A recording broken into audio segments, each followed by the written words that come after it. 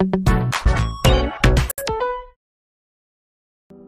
celui qui n'a jamais eu de stylo bic dans sa trousse lève la main. Ce qu'on sait moins en revanche, c'est que le célèbre stylo des dictées de notre enfance peut être aussi un outil de création. Si vous êtes curieux de découvrir comment un stylo, un rasoir ou encore un briquet peuvent se transformer en véritables œuvres d'art, rendez-vous au 104 Paris pour une exposition totalement gratuite. Et alors la première surprise ici, eh bien écoutez, c'est de découvrir des œuvres de Giacometti, de Magritte, de Fernand Léger ou encore de César, des grands noms de l'histoire de l'art qui ont tous utilisé, chacun à leur niveau, un stylo bic pour réaliser des œuvres. Mais on va découvrir aussi des artistes en devenir et surtout des artistes du monde entier.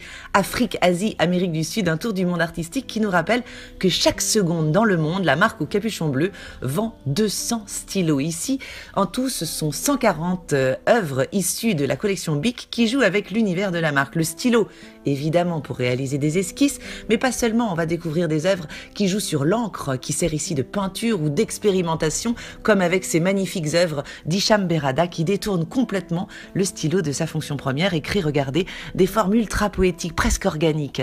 La structure plastique du stylo fascine aussi les artistes qui se régalent avec ce cristal en barre super bon marché pour ainsi dire.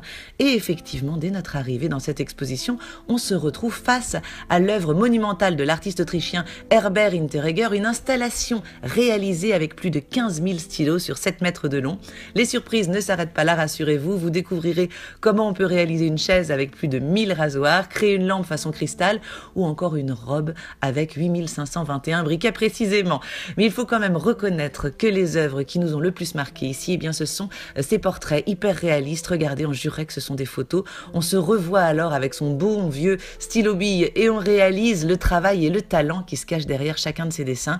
Coup de cœur aussi pour ces magnifiques paysages. En bref, une exposition originale, exigeante et vraiment ouverte à tous.